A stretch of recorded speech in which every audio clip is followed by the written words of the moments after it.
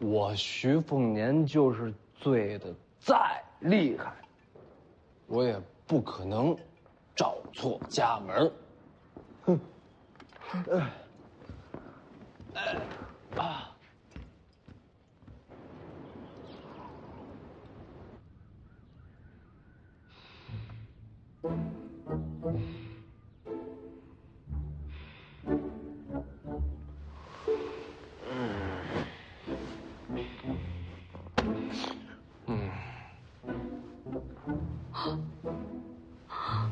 徐凤年，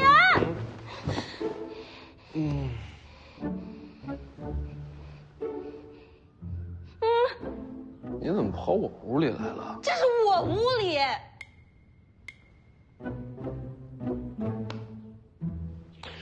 没事，我就是昨天晚上喝多了，走错路了。你别担心，我跟大家解释清楚。什么都别说，啊！千万别说。我告诉大家是我。走了。那你喊这么大声，外边都听见了。不要解释啊！你快点走。穿个鞋。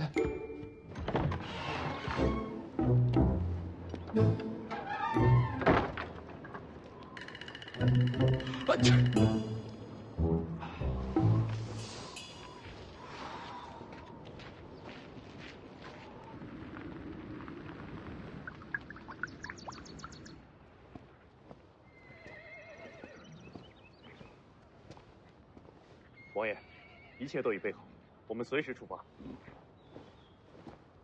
你出发以后，按照你的要求，宁峨眉会率领100凤子营的骑兵与你随行。你出征以后，就能看到他们了。青鸟为你驾车。从现在开始，爹说的每一句话，你都要谨记在心，啊。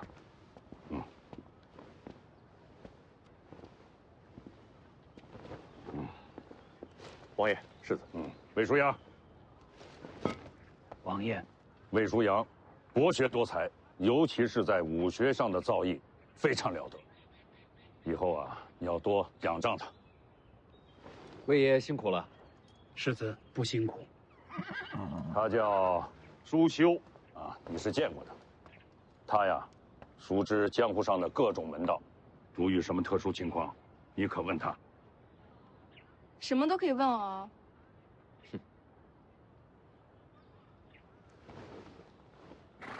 小心点儿。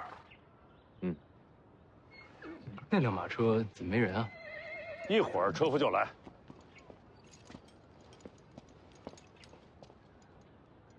你跟过来干什么？江离去哪儿，我就去哪儿。莫名其妙，江离又不与我同行。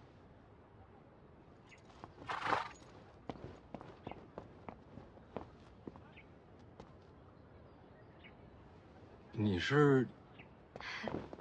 我坐哪架呀？啊，这边。你安排的？是啊。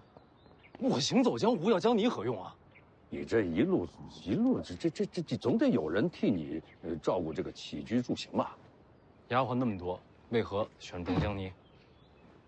你要真把江离留在府上，万一你二姐的那些手下再对他不利，该怎么办呢？就这么一个理由。啊，凤年此行，有劳您多费心了。哎，你别抹车上！这人谁呀？这个，哎，鸭仔，哎，听朝廷下的大魔头，啊，哦，对了，有一点你要切记啊，不能给他拿剑。什么剑？什么剑都不能给。木剑呢？木剑也不行，好歹给个名号吧。哎，你的另一位车夫来了，巨剑，吕钱塘。见你个鬼的吕钱塘！你不就是那个刺杀我的林探花吗？在下吕钱塘见过世子。你声音都没变啊，你还骗我？在下吕钱塘见过世子。这是哪一出啊？你此行的第一站就是青州，青州林家已经被靖安党逼上绝路，有他陪同你去，有利无害。所以你是逼他低头了？他想救林家，必须得低头。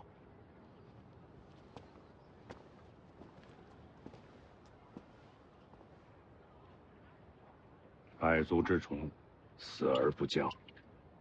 你们林家在青州还存有一口气，想要保住这口气，别忘了我跟你说的话啊。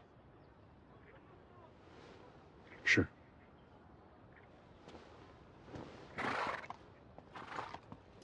到底安排了多少？你放心吧，有那老家伙在啊，就算翻天覆地，也一定能保你周全。这老头到底是谁啊？只要他愿意，自会跟你透露。你走后，我会去往京城。爹在朝堂，你在江回，只有我们父子俩联手，才能保住世系罔替的北凉传承。啊，一路上小心。走吧。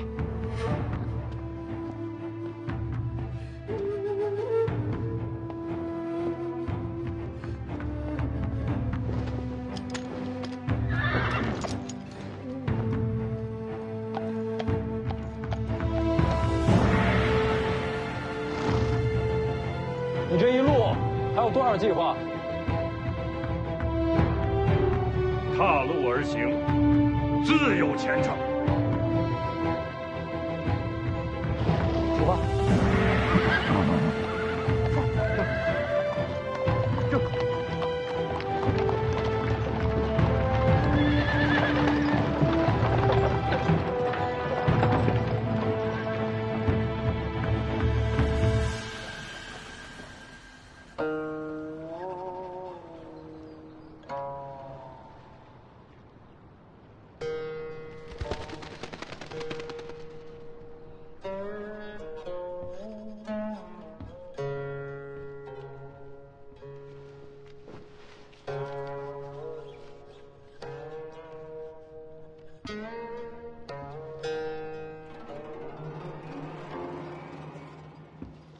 北凉来信了，出什么事了？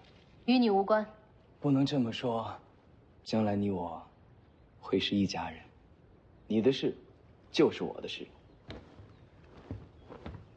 红痴，古剑在你手里。滚！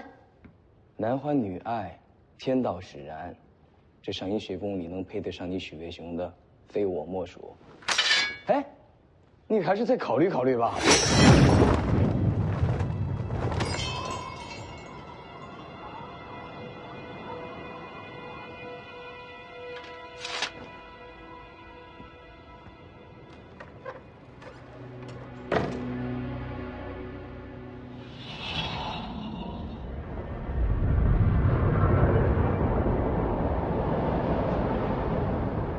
您怎么亲自来了？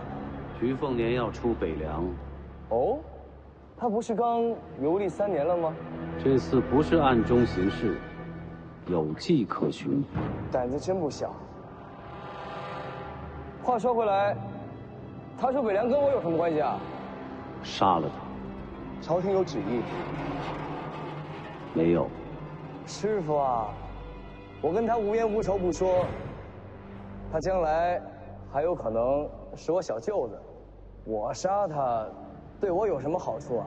他死，北凉必乱；北凉乱则天下乱，天下大乱，你才有出头的机会。这么说来，杀小舅子也有点意思。没有旨意，我不能亲自出手，只能送你些手段了。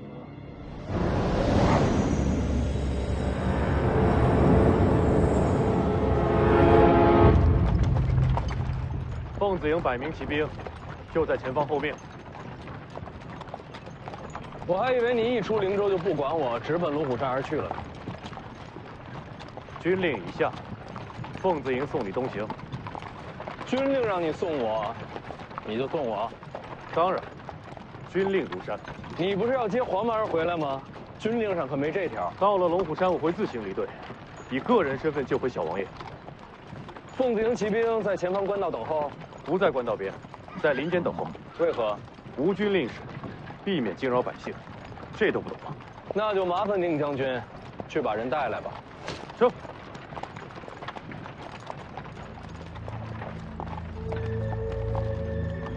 世子，请留步。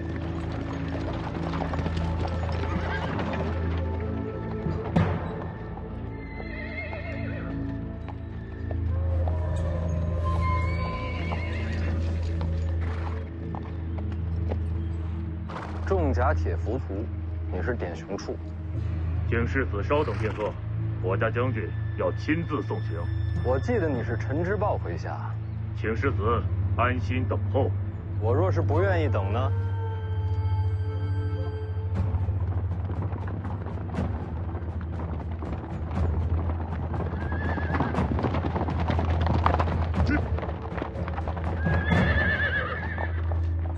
世子出行也不使唤一声，路球愿为马前卒，为世子这边坠镫啊！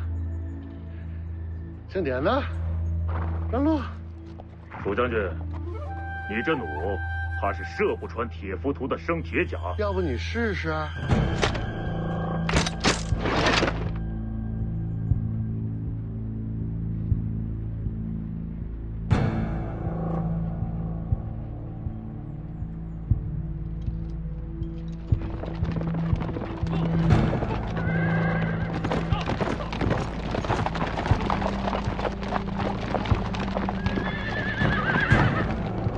世子出行，铁浮屠让路。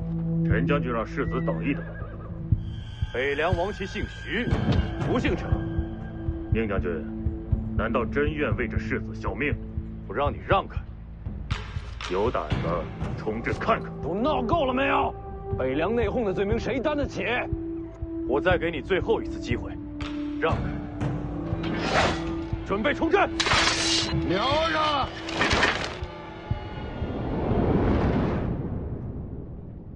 你不是要保护徐丰年吗？等他快死了，我自然会出手。外面百战精兵，你一个人能挡多少啊？千军万马，不过就是插标卖首嘛。大话谁不会说呀？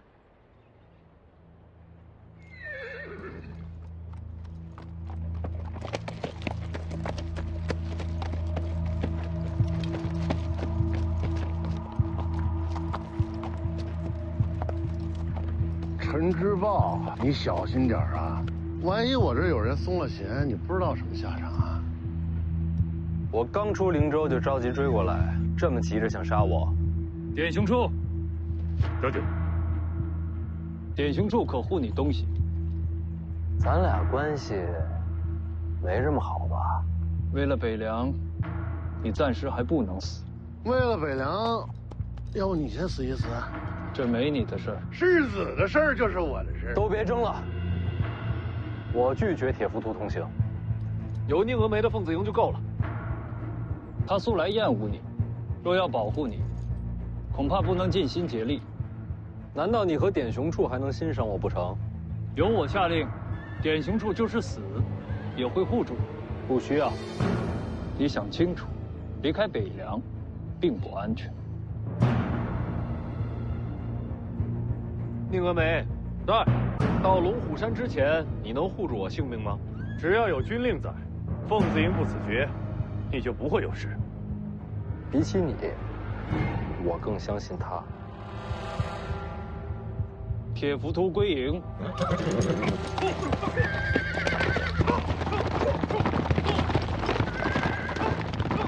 重骑退了。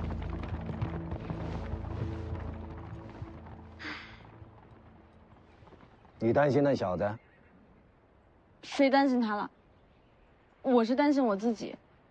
外面骑兵对冲，徐凤年有你保护，我能怎么办？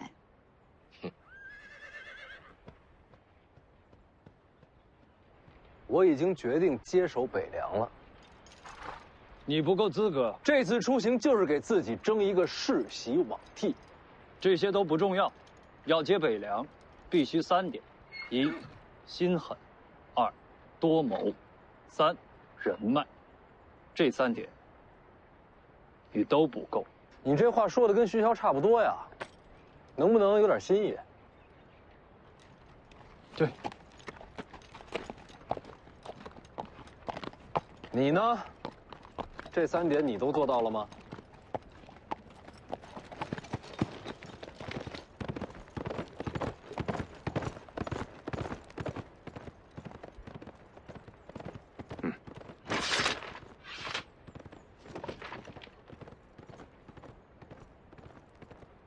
就这一个，要不咱……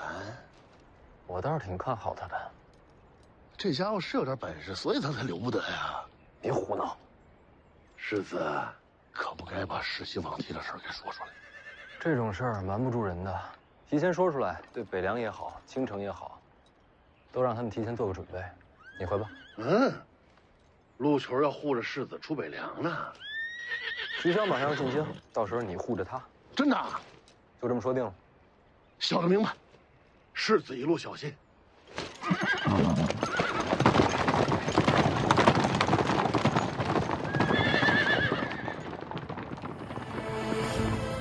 出发。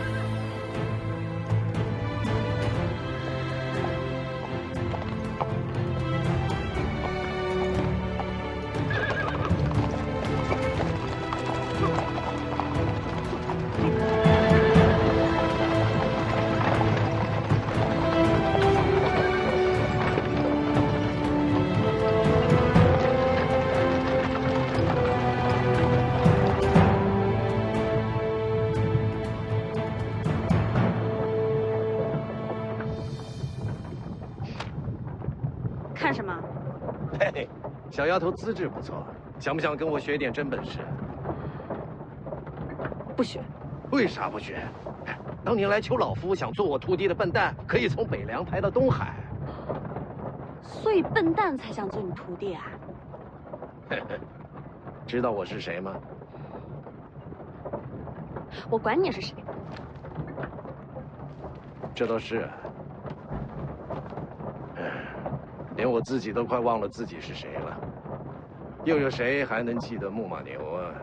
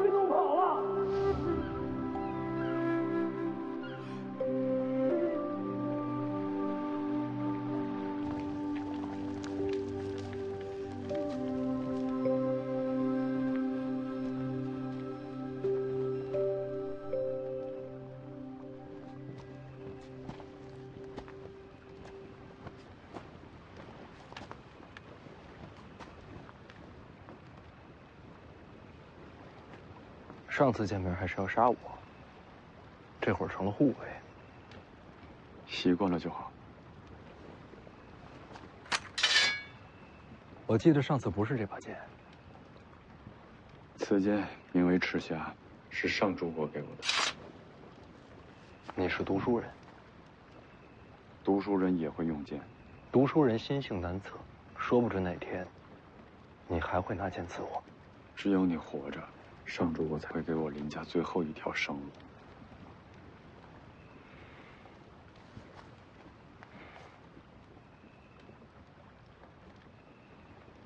林家现在如何了？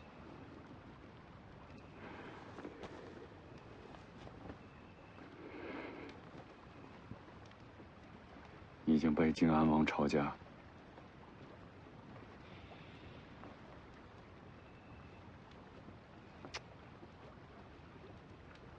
那你应该去求靖安王啊！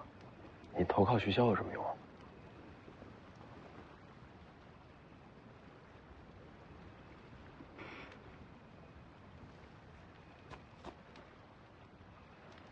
你根本不知道你爹有多可怕。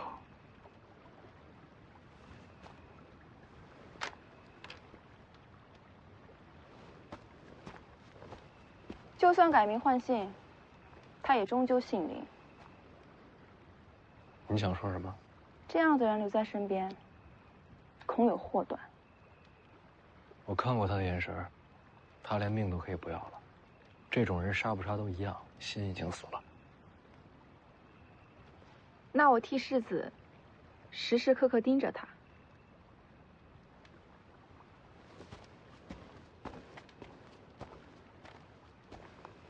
世子，怎么不进去？今晚我守上半夜。不用守夜了，凤子营附近扎营，安全得很。生死还是不要交到别人手里比较好。下半夜谁守？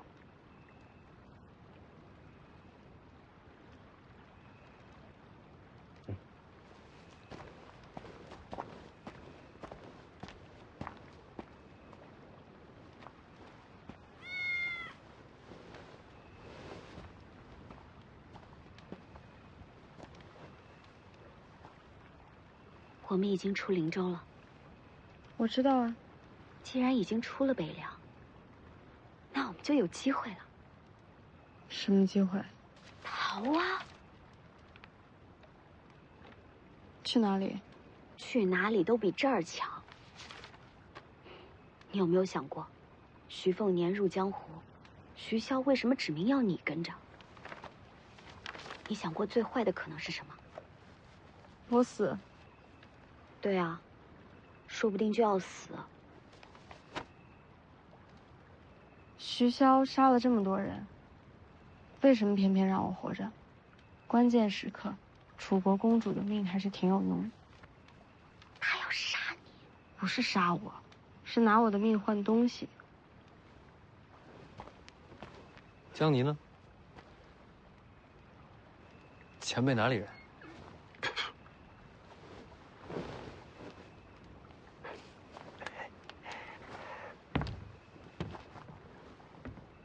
你总得有个准备啊！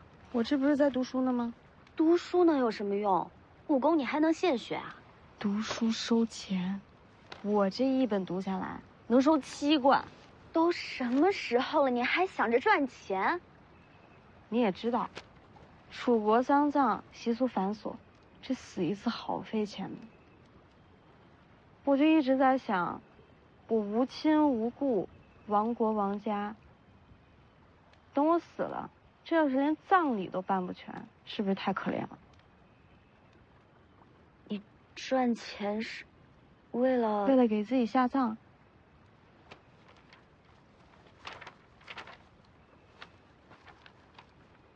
那你为什么要一直刺杀徐凤年啊？是因为恨徐家？不是。还能是因为什么？因为世子寻你，终于要读书了。我陪你一起去，只叫了江离一人。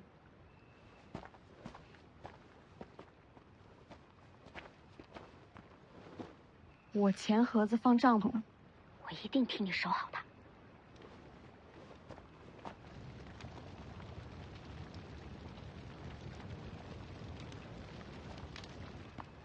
读书吗？没错。不是这本，去车上那些。可我都读了好几天了。没读给我听就不算钱，还是一字一文，读完就给。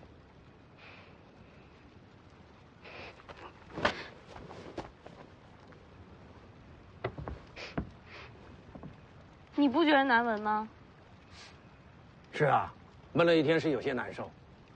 篝火那边烧了热水，你自己去洗手洗脚去。我不洗干净别回来。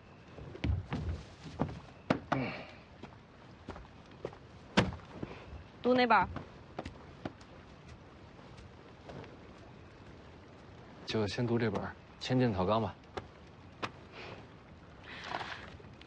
见者，凶兵之首，生而未杀，万世之初，天炉坠金，古先得之，炼而为钢，遂成剑矢。此为聚水火之奇，用阴阳之候，取刚柔之和，以力分山色，天地为之商。剑以刺激身形为数，所谓梨花舞袖，飞空白雪，日月跳丸，回马思乡，皆为奇术之用，术可轻传，为道难言。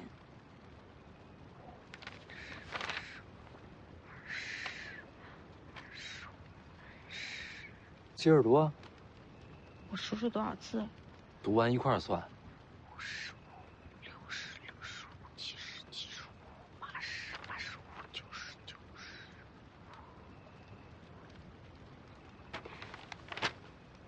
90。100字100文。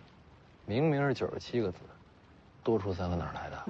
不就多3个字吗？你怎么这么小气？钱是我出。97就97。我继续读了。剑道，守微秩序，其意幽深。道有门户，亦有阴阳。正心修气，与神俱往。呼吸内实，法进不僵。都是屁话。这书啊，误人子弟，满纸荒唐。前辈知道这书？千剑草纲嘛。杜思聪在写这本书的时候啊，是想抛开剑招技巧，专求剑道剑艺，可惜终究水准不足，反而有失偏颇。写书的时候我就训斥过他，可惜他还是走错了路。写《千剑草纲》的杜思聪，被您训斥过？他来求教于我，在雪地里面站了3天3夜，我才勉为其难的点拨了他3句。你就吹吧。人家这本《千剑草纲》可是被黎阳朝纳入武库的，你有本事自己也写一本啊！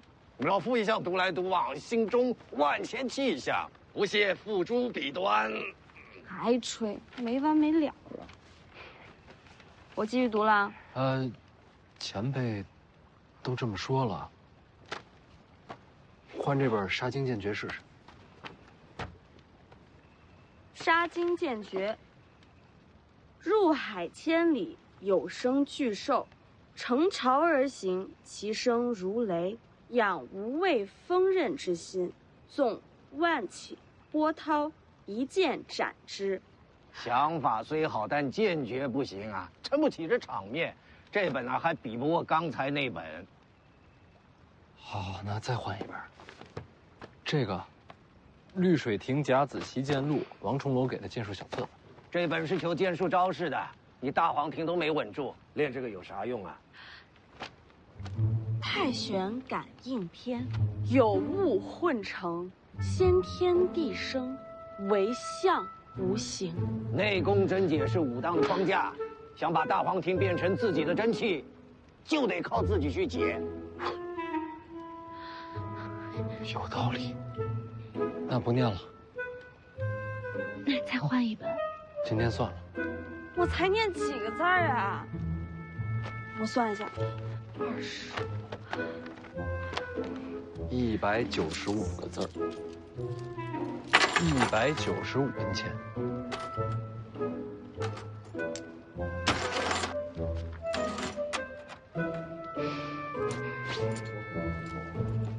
臭老头，我洗脚了。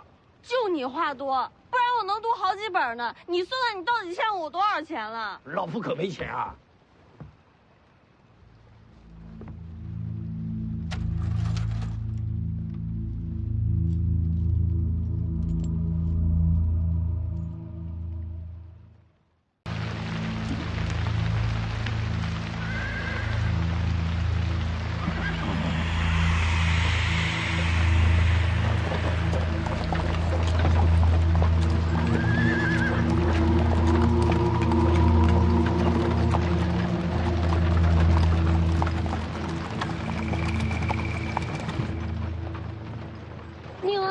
凤子营呢？跟在后边1里之外。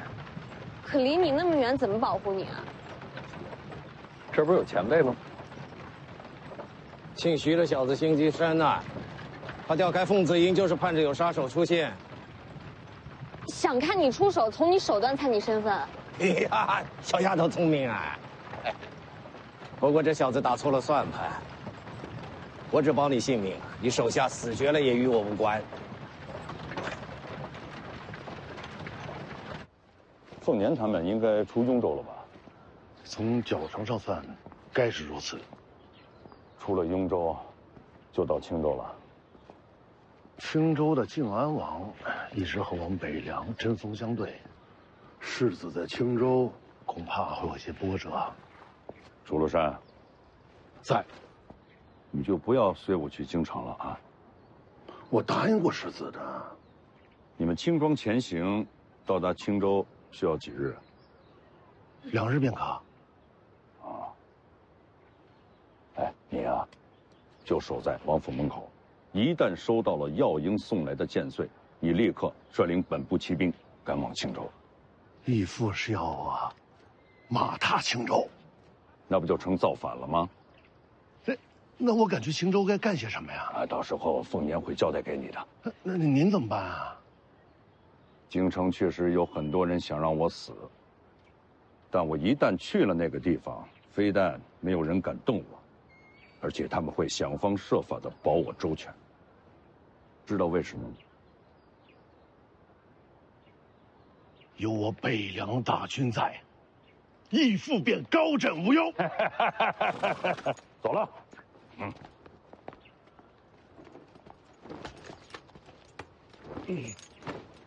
义父，哎，北凉军权交与谁手啊？啊，镇守北凉，非陈之豹莫属。走。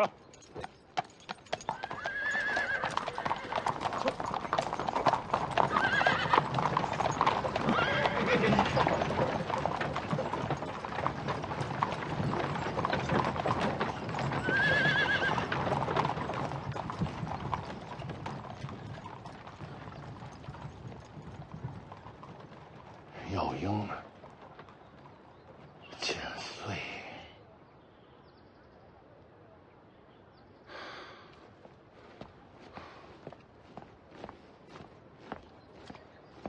把床给我搬过来，老子就要在这儿等剑穗。老子跟你们说话了，搬床去。是，快去。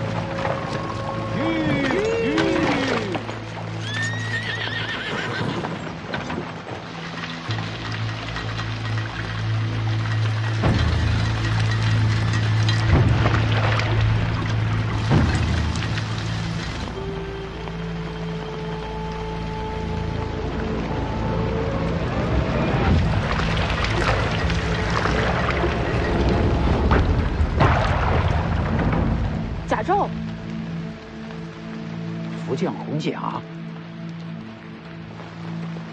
贵爷爷知道这东西来历。我和世子一般年轻时，天下曾有4大宗师，其中之一便是这南国福将红甲。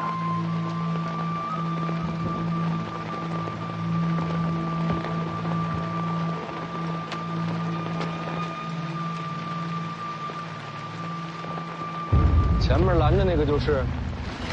可这福将红甲人当年刺杀先皇，被人毛寒雕寺亲手剥了甲胄，这尸体和红甲都挂在旗上示众，这可做不了假。奇怪了，这红甲又是哪来的？会不会是福将红甲人的子女？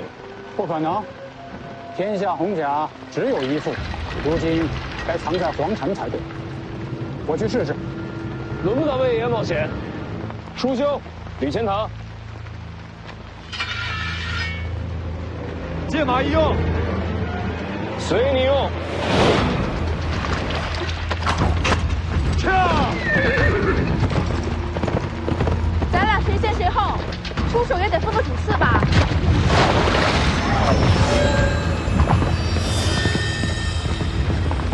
活的。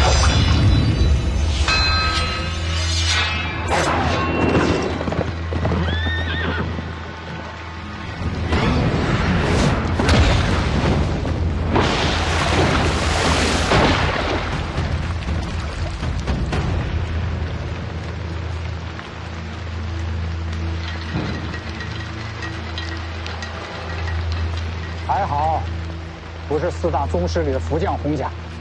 谁说不是？那这福将洪甲应该更强才对啊。这洪甲出自龙虎，是上古战甲。可是很少人知道，这洪甲可以分成5句，对应5行：金木水火土。这是水甲，大雨倾盆，威力最甚。那2个打不过他的，叫他们让开，停手，回来。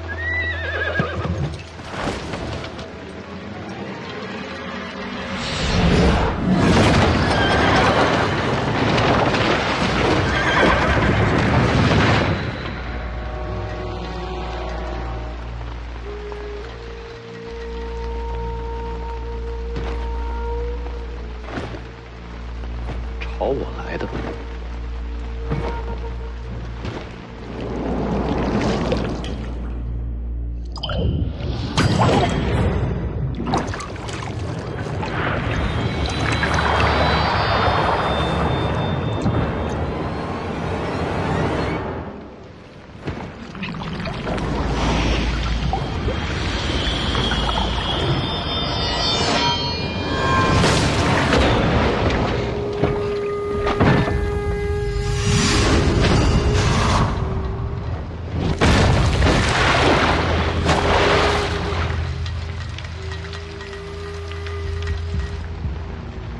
这就完了？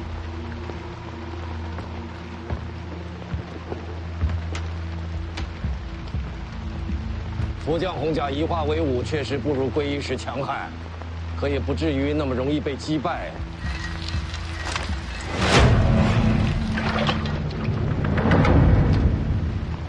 这都没死，虽身有死，这已经不算活人了。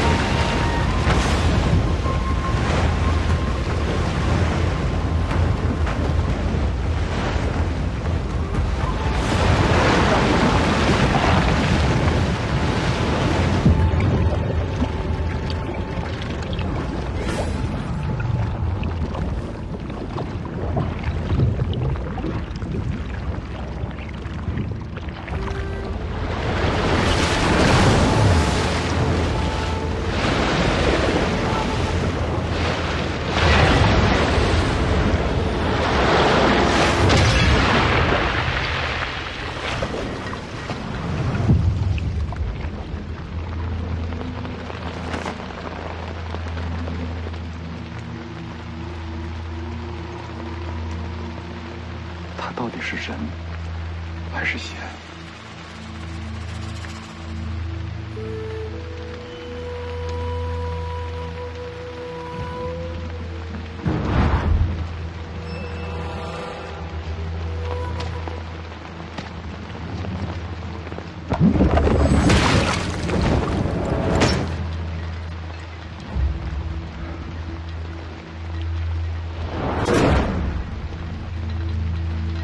知道他好强，我怕是对付不了。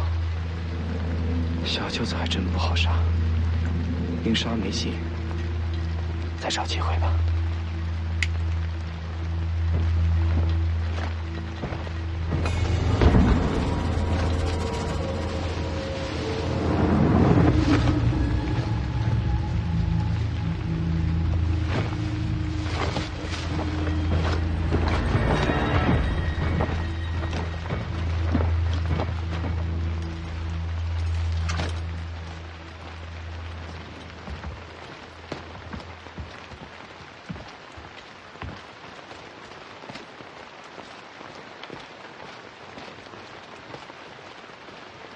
幸亏我练的是刀，不然瞧见前辈刚才这2剑，怕是落下阴影了，再也没有提剑勇气了。你的刀也不怎么样，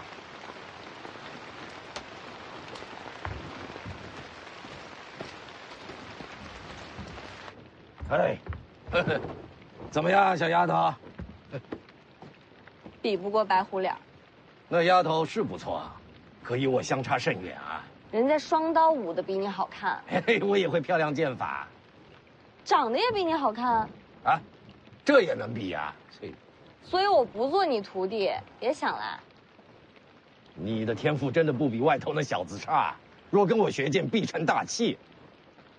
我这身份，本事越高，死得越快。你怕姓徐的小子杀你啊？我看他舍不得。嘿，那家伙阴险毒辣，什么事做不出啊？我教你啊，保你胜过他。不学，练武太苦。想学的时候记得告诉我啊。为什么非要教我？你天赋不错，还有那蛮不讲理的精气神也合我心意。嘿嘿。他呢？那小子天赋不错，只是心思太深，还得再看看。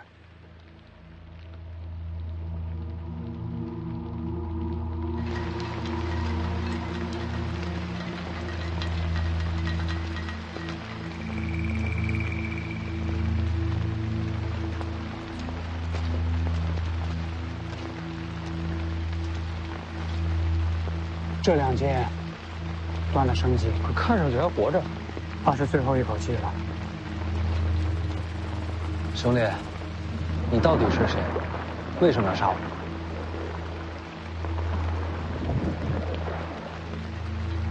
看来是不想说。他不是不想说，是不能说。怎么讲？我看了，这人神智受损。神智受损？刚才出手可不像。看，整个甲胄内部都刻了。是什么？其中奥秘，就怕要问车上的人了。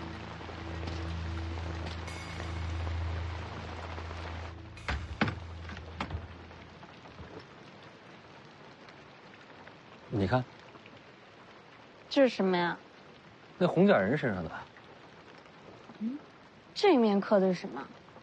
瞧着诡秘，这世上怕是没人知道底细了。小子心思不正啊，拐弯抹角来探底细。前辈知道。知道你就说呀。这是真气。真气。这符箓是用特殊材料刻下，作用是流通真气。真气在这些纹路中流通，不仅仅是流通，还能储存真气。最奇妙的就是，这符箓将真气传入这里，脑袋里。所以说，外面那人不是天生神力。这红甲阴损得很，等于是培养一批死士，再用甲内储存的真气助其伤人，所以我才下了杀手。那里面的人，宁死也不会投降。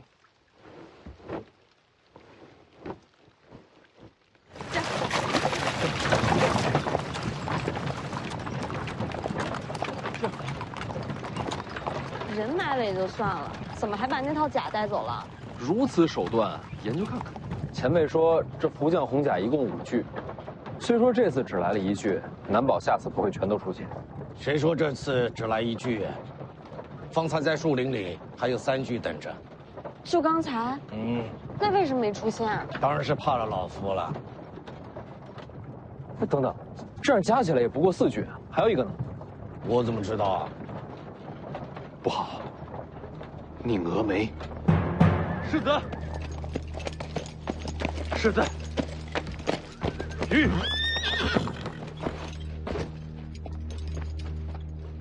遇袭了。世子，有一红甲人偷袭凤子营，结果如何？是在下无能，凤子营死伤了40多人，都无法留住那个人，只是将其逼退，最终还是被他逃脱了。宁峨眉甘愿领罪，只求世子饶了凤子营剩余的将士。按北凉军律，作战失利，兵将无能，是何责罚？最少鞭挞，最重斩首。我们这边也遇上了红甲人，他们2个对此可是束手无策。你能将其逼退，已是难得。我再多问一句，激战中，凤子营可有未战后退之人？一步未退，只有战死的凤子营，没有逃命的北凉兵。好，死伤过半，勇战不退，可称骁勇之士。此战凤子营勇战得胜，有功无罪。起来吧。宁峨眉替凤子营谢过世子。你把剩余将士带回北凉吧。现在看来，此去东行怕是条死路。北凉铁骑何曾怕死？阵亡的士卒要不要回家？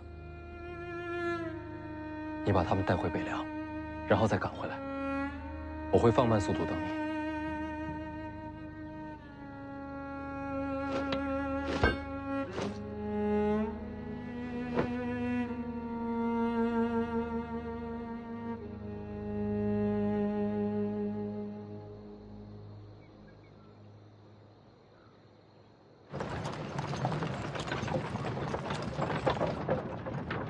收买人心的手段不错，新兵的不好说，剩下的兵卒恐怕会为你战死。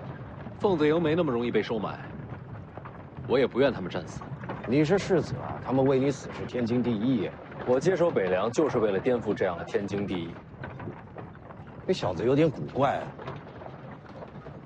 不说我，前辈方才那2箭惊天动地，我还是忍不住想问前辈名号。我用箭，你可以猜猜。不用猜了，他是李淳罡。小丫头，你怎么猜到的？剑神李淳罡。60年前，剑神李淳罡横绝一世，一把木马牛战遍天下，未逢敌手。你的剑我听说过，连我自己都快忘了自己是谁，又有谁还能记得木马牛啊？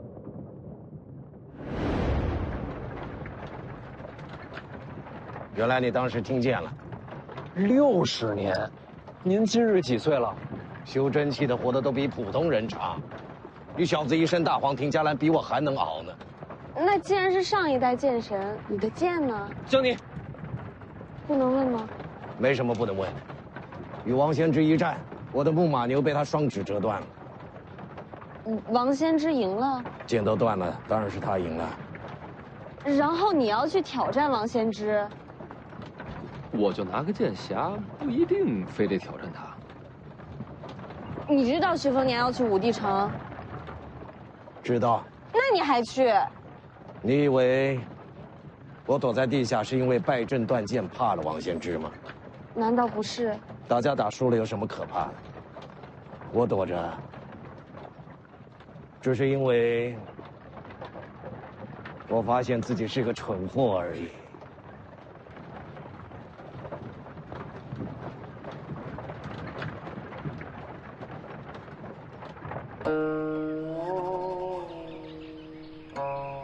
世子，咱们要是绕道而行，1天不到就能离开雍州。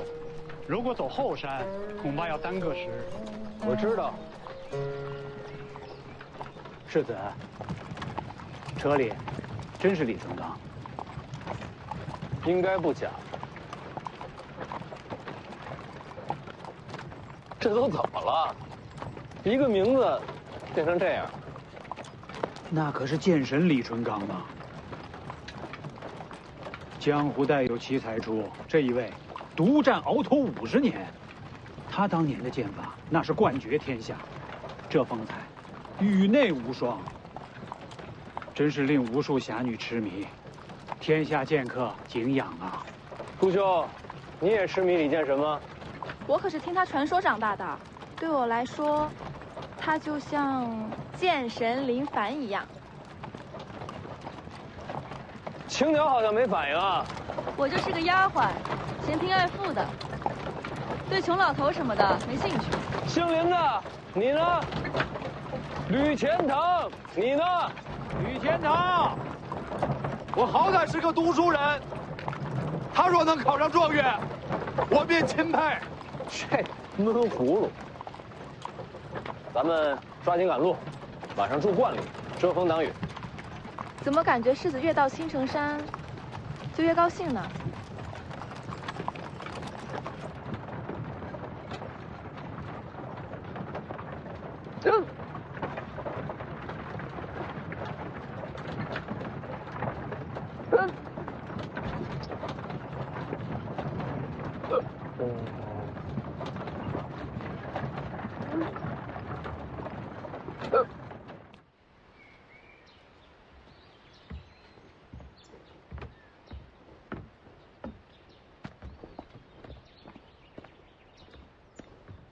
你怎么知道这儿有个道观？我掐指能算。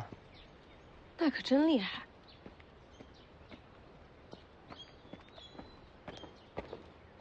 世子，这道观有些古怪。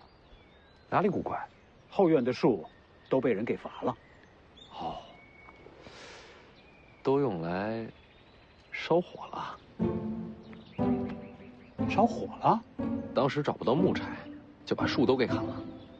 啊，原来世子来过。3年前跟老黄住过这儿。你过得也不容易啊。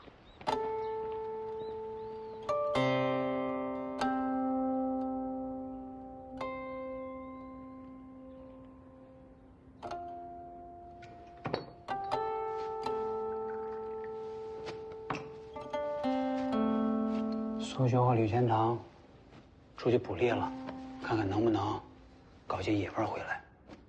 要我说，还是人多好。上回我跟老黄窝在这儿，饿得头都晕了，就没人愿意出去找吃。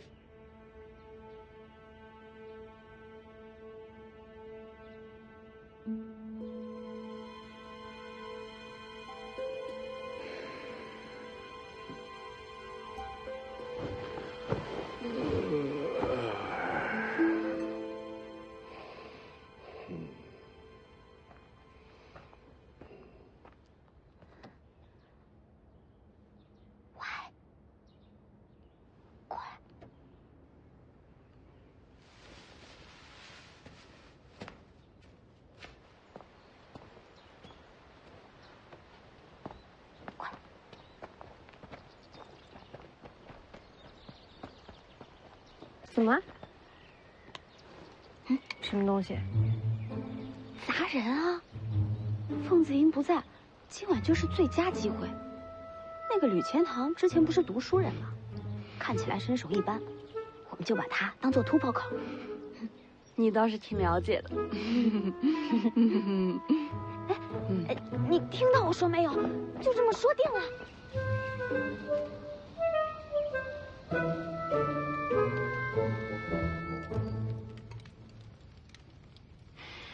青城山的白果鸡，这都被你们找着了，这下有口福了。世子喜欢就好。吕钱塘呢？在外面呢，说要守着马车，不用搭理他，整天阴着个脸，看着就烦人。哎，我要鸡腿。嘿嘿。哎呦，老黄也喜欢抢鸡腿。建九黄，我只知道他叫老黄，好吃懒做，烤地瓜最在行。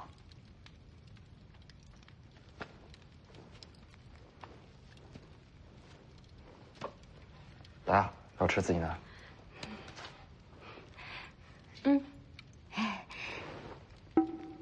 手上拿根棍子干什么？添把火。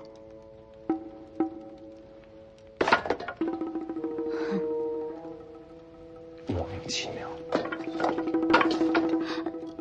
嗯。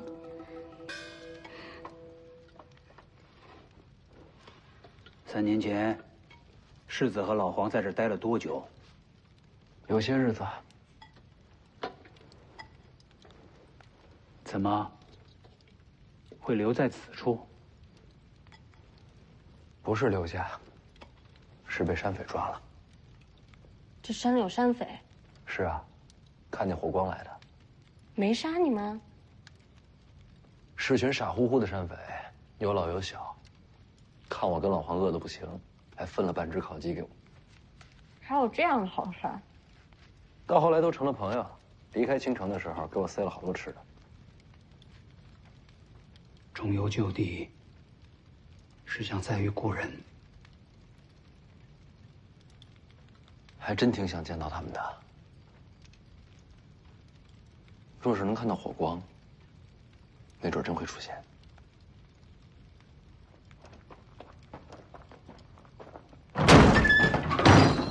把三姐交出来！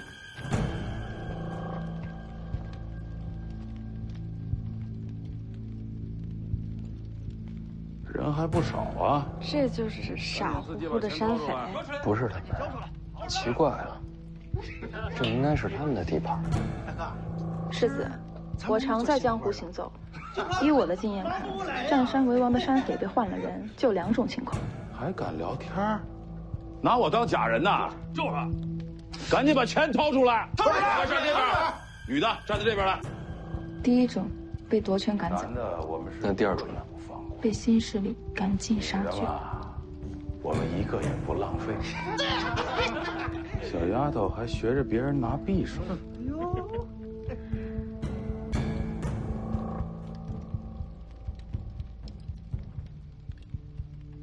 各位大爷，我若是交出这位美人，能否放过我们？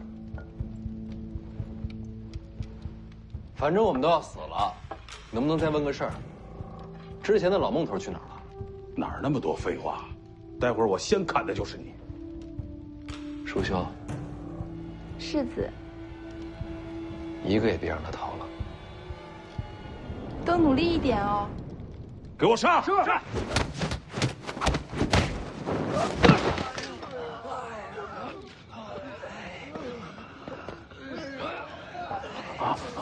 别张嘴走啊！进来聊。饶命！我有眼不识泰山，还望大爷饶命。来青城多久了？1个多月了。时间这么紧，没见自己的寨子吧？寨子是原来人留下的。你把他们杀了？没有。但是我知道他们惹祸了。惹祸？惹什么祸了？枪个老神仙抓走了一个10几岁的小丫头，然后姓孟的那伙人又去登门要人，结果一个都没出来。小雀儿，青阳为什么要抓那丫头？听说青阳的老神仙擅长采阴补阳，可能是看上了。抓进去多久了？我们来之前的事儿，不到2个月。大爷，你还有什么要问的？我都说了。杀过多少人？没杀过，我们都是苦人，都是被逼无奈干这个的。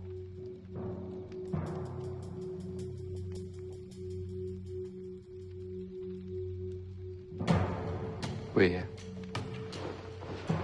在，往南不远有个小坡，过了山窝就是寨子，麻烦魏爷帮我看一眼。好。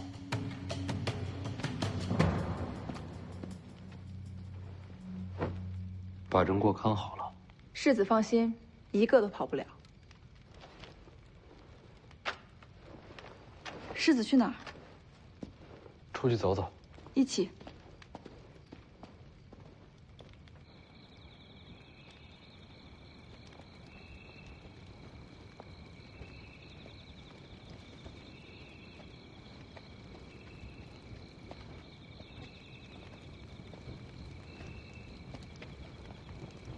这儿便是阴阳亭，传说青城以此亭为界。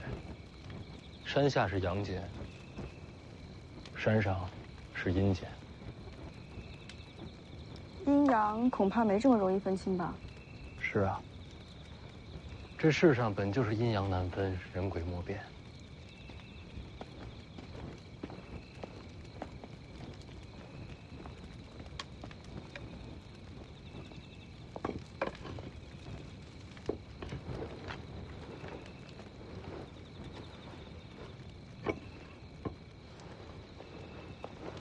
纸笔给我。